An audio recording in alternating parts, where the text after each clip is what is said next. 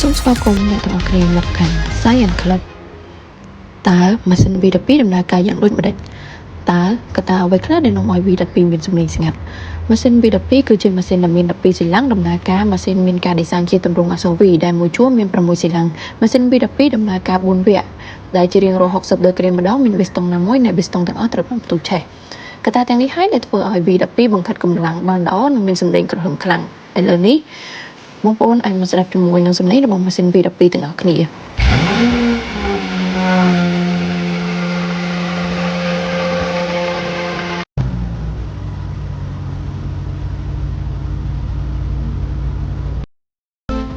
ក៏ប៉ុន្តែមិនមែនគ្រប់រថយន្តទាំងអស់ដែលបំពាក់ដោយម៉ាស៊ីន V12 សុទ្ធតែមានសំឡេងក្រហមខ្លាំងនោះទេឧទាហរណ៍ដូចជាប្រភេទ Luxury Rolls-Royce ជាដើម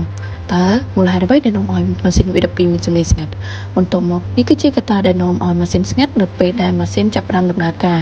នោះរលកសំឡេងនឹងបញ្ចេញទៅតាមបំពង់ស៊ីម៉ាំងរួចចូលទៅក្នុង muffler chamber ដែល muffler chamber បានបែងចែកជា3បំណែក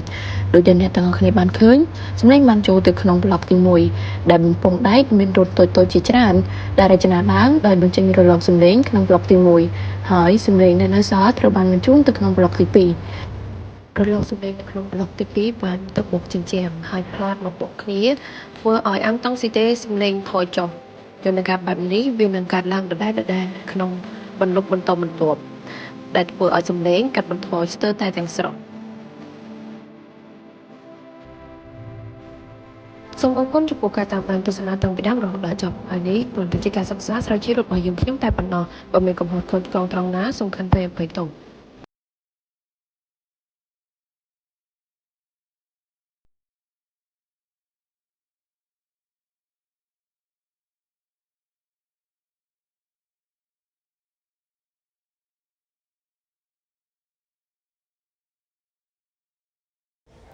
សូមអរគុណចំពោះការតាមដានទស្សនាពីដើមរហូតដល់ចប់ហើយនេះគ្រាន់តែជាការសិក្សាស្រាវជ្រាវរបស់យើងខ្ញុំតែប៉ុណ្ណោះបើមានកំហុសខុសឆ្គងត្រង់ណាសូមខន្តីអភ័យទោស